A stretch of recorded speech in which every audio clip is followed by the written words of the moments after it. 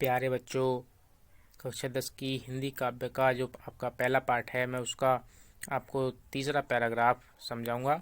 सूरदास के पद इसका नाम है। 2 पैराग्राफ मैंने पिछली वीडियो में आपको समझा दिए हैं, तो आज तीसरा पैराग्राफ हम पढ़ेंगे। ध्यान से उसकी व्याख्या सुनना और उसको अपनी नोटबुक में उतारना, लिखना और अच्छे से उसको याद करना। तो देखो क्या है आगे।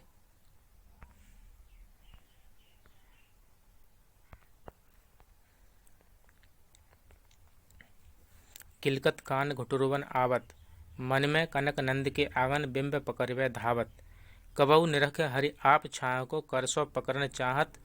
किलक हसत राजत द्वैदतियाँ पुन पुन तिहि अबगाहत। कनक भूमि पर कर पग छाया, यह उपमा एक राजत। करि करि प्रतिपद प्रतिमन वसुधा, कमल बैठती साजक। बाल दशा सुख निरख जसोदा, पुन पुन नंद बुलावत। अचरा तरले ढाक सूर के प्रभु को दूध पियावत। यहाँ पर सूरदास जी ने श्री कृष्ण के बचपन का वर्णन किया है। जब वो नंद बाबा के आंगन में खेलते थे उस समय का ये वर्णन है। मैंने आपको पिछली बार बताया था कि सूरदास जी श्री कृष्ण की भक्ति का क्या करते थे, तो उन्होंने अपनी ज़्यादातर रचना श्री कृष्ण की भक्ति में ही लिखी है। तो ये उनके बचपन की कहानी उन्होंने बताई है। तो देखेंगे, ध्यान से सुनेंगे एक एक शब्द का अर्थ। किलकत, किलकत का मतलब है किलकारी मारते हुए या फिर हंसते हुए। कान श्री कृष्ण, घुटुरवन घुटने चलते हुए, आवत आते हैं। किलकत कान घुटुरवन आवत, श्री कृष्ण घुटने चलते हुए हंसते हुए यानी कि किलकारी मारते हुए आ रहे हैं। ठीक है, कहाँ आ रहे हैं? मन में कनक नंद के आंगन। मन में मणि जो होती है, एक रत्न होता है मणि, हीरे की तरह। कनक सोना, मन में मणियों से जड़ित और कनक सोने का बना हुआ। नंद के आंगन, नंद बाबा के आंगन में, जो नंद बाबा का घर है, आंगन है, वो सोने का बना हुआ है और उसमें मणि लगी हुई हैं। उस आंगन में श्री कृष्ण घुटने चलते हुए, हंसते हुए, किलकारी मारते हुए आ रहे हैं। बिंब पकड़वे धावत, बिंब कहते हैं परछाई को, पकड़वे पकड़ने को, धावत दौड़ रहे हैं।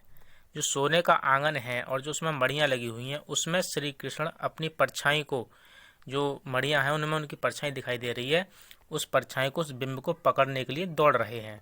खुद की परछाई को ही देखकर वो खुद की परछाई को पकड़ने के लिए दौड़ रहे हैं। ठीक है। किलकत कान घुटुरवन आवत, यानी श्री कृष्ण किलकारी मारते हुए, हंसते हुए, घुटने चलते हुए आ रहे हैं। मन में कनक नंद के आंगन बिंब पकड़वे धावत, और जो नंद बाबा का सोने का बना हुआ आंगन है जिसमें मड़ियाँ लगी हुई हैं, उसमें अपनी परछाई को पकड़ने के लिए वो दौड़ रहे हैं घुटने चलते हुए। अगली लाइन देखेंगे। कबहू निरख हरि आप छाह को, करसो पकड़न चाहत।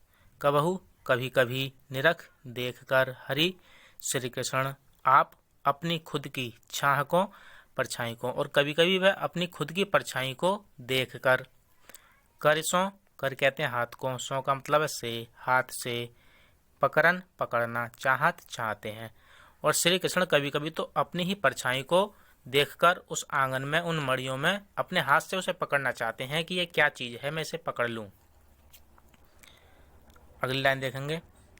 किलकी हसत राजत द्वय दतियाँ। किलकी, जब वो किलकारी मारकर, हंसते हंसते हैं, किलकारी मारकर जब वो हंसते हैं, राजत बहुत अच्छी लगती हैं, सुशोभित हो रही हैं, द्वय दो, दतियाँ छोटे छोटे दांत। आप जानते हैं कि जो छोटा बच्चा होता है उसके सबसे पहले दूध के 2 दांत जमते हैं और वो जब हंसता है तो बहुत ही अच्छे दिखाई देते हैं। उसी की उपमा यहाँ पर बताई है कि जब श्री कृष्ण हंसते हैं किलकारी मारकर तो उनके जो छोटे छोटे 2 दांत हैं उनकी उपमा बहुत ही अच्छी लगती है, यानी कि उनकी सुंदरता बहुत ही प्यारी लग रही है। पुनि पुनि तिहि अवगाहत, पुनि पुनि बार बार, तिहि मानी उन्हें, अवगाहत का मतलब यहाँ पकड़ना है। जब वो किलकारी मारकर हंस रहे हैं तो उनके जो दांत हैं वो दांत भी सफ़ेद सफ़ेद उस आंगन में दिखाई दे रहे हैं, उनकी भी परछाई उस आंगन में चमक रही है। तो उस सफ़ेद चमक को वो अपने हाथों से बार बार पकड़ना चाह रहे हैं, यानी खुद के दांत जो हैं जब वो हंसते हैं तो उनके दांतों की परछाई उस आंगन में दिखाई देती है, तो वो अपने हाथ से उस परछाई को भी पकड़ना चाह रहे हैं श्री कृष्ण। आगे देखेंगे, कनक भूमि पर कर पग छाया। कनक भूमि सोने की जमीन, जो उनका आंगन था उसमें सोना लगा हुआ था जमीन में। पर कर पग, कर कहते हैं हाथ को, पग कहते हैं पैरों को, हाथ और पैर, छाया परछाई। कनक भूमि पर यानी कि सोने की आंगन में, सोने की जमीन पर जब उनके हाथ पैरों की छाया दिखाई दे रही है, यह उपमा एक राजत, यह उपमा एक राजत बहुत ही अच्छी लग रही है। उस आंगन में श्री कृष्ण के हाथ पैरों की छाया जब पड़ रही है तो यह उपमा बहुत ही सुशोभित हो रही है, बहुत ही अच्छी लग रही है। आगे देखेंगे, करिकर प्रतिपद प्रतिमन वसुधा।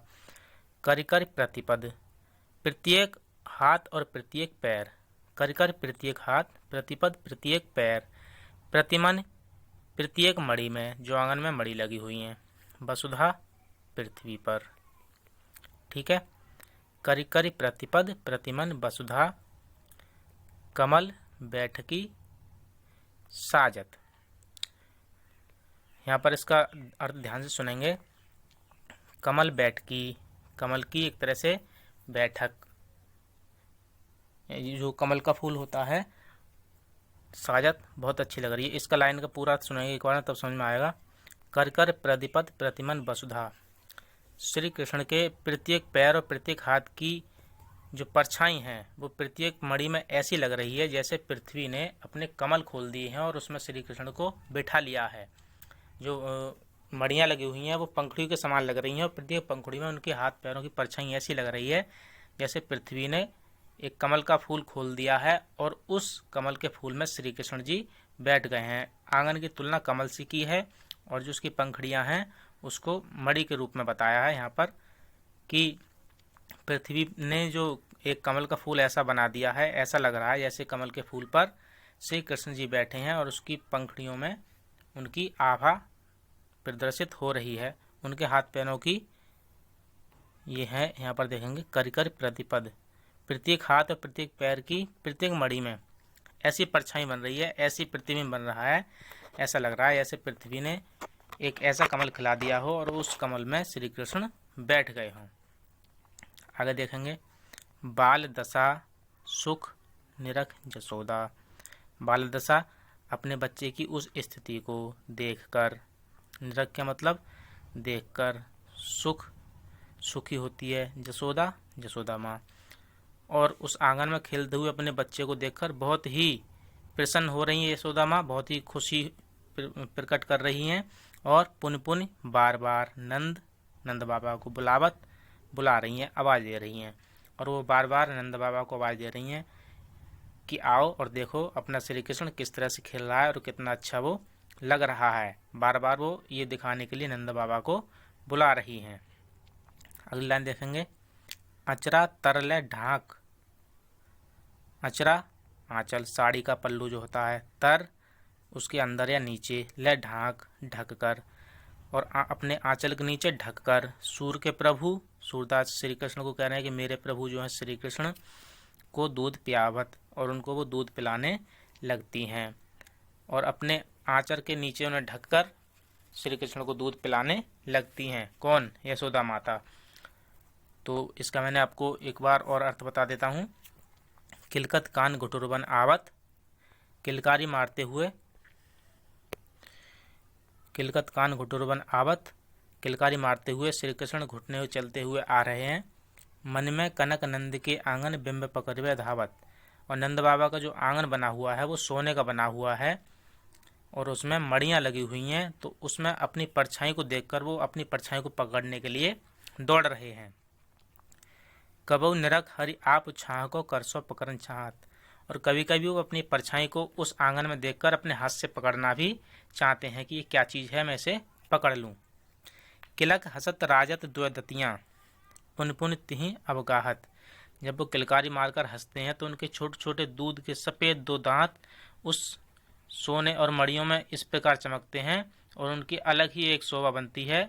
पुन पुन तिहि अवगाहत, और बार बार उन्हें पकड़ने के लिए वो दौड़ते हैं, उन्हें पकड़ना चाहते हैं।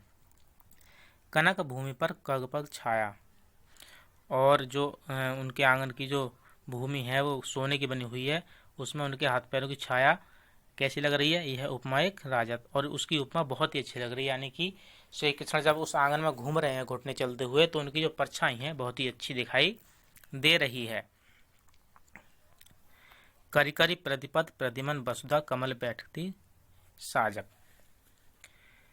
और ऐसा लग रहा है जैसे पृथ्वी ने एक कमल का फूल खिला दिया हो जिसमें श्री कृष्ण बैठ गए हों। यहाँ पर जो आंगन में खेल रहे हैं उसकी तुलना की है कमल से, कि श्री कृष्ण आंगन में खेलते हुए ऐसे लग रहे हैं जैसे श्री कृष्ण किसी कमल के फूल में बैठ गए हों, और उनकी प्रत्येक जो कमल की प्रत्येक पंखुड़ी है उसमें उनके हाथ पैरों की छाया बहुत ही अच्छी लग रही है। उनकी जो प्रतिबिंब है उनकी कमल की पंखुड़ियों में वो बहुत ही अच्छा लग रहा है।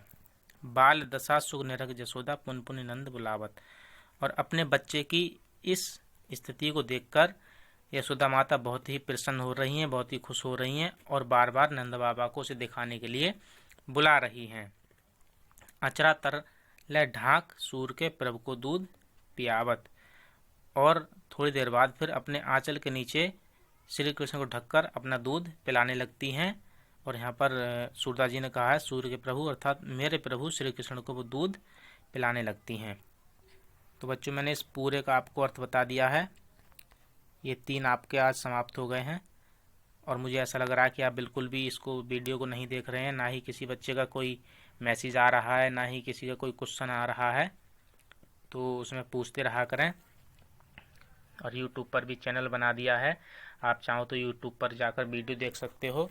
आपके फ़ोन से डिलीट हो जाए तो कोई बात नहीं है, यूट्यूब पर आप कभी भी वीडियो जाकर देख सकते हो, वहाँ पर ये सभी वीडियो आपको मिल जाएंगी। और मैं लिंक इसका आपके व्हाट्सएप ग्रुप में सेंड कर दूँगा। तो ध्यान रखें, ध्यान से पढ़ें। अगर कोई परेशानी आती है तो यूट्यूब पर या फिर उसी व्हाट्सएप ग्रुप में आप पूछ सकते हैं।